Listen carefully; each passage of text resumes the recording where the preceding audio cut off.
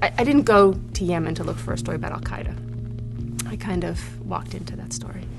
My name's Laura Poitras. My film is The Oath, and it's in U.S. documentary competition.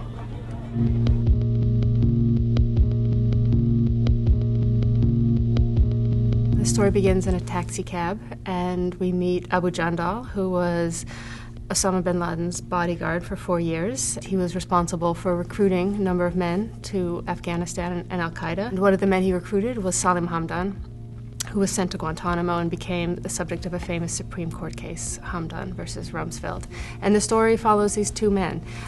One, the protagonist is present, and he's a taxi cab driver, and he's free, and he's a jihadi. And Hamdan, who was recruited because he was looking for a job and was not high level at all, and became this very famous Supreme Court case. So it looks at their relationship and issues around guilt and betrayal and their involvement in Al-Qaeda.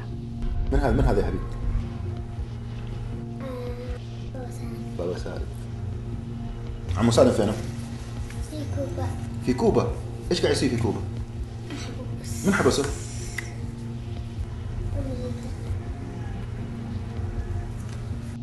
The oath comes up in a number of different contexts. In the most obvious or the most literal way, it refers to Al-Qaeda and the people who are in the very inner circle of Al-Qaeda pledge oath, which in Arabic is bayat, to bin Laden. And so it's dealing with this question of loyalty to Al-Qaeda. It also refers to certain betrayals that come up in the film in terms of both characters. And the oath also is discussed by Ali Soufan, who's interrogated Abu Jandal after 9/11, and he talks about the oath he took to the United States. So it's many of those different levels, and also the filmmaker's relationship to their subject and whether or not I've broken my oath or not.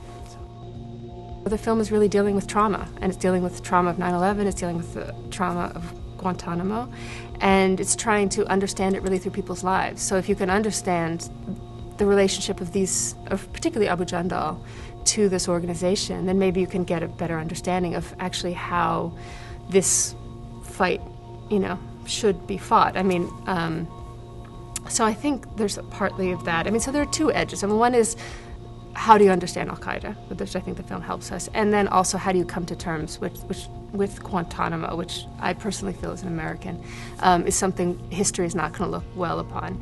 And I think most of us, if we'd gone into a coma on September 10th, 2001, and we woke up today, we wouldn't recognize this country.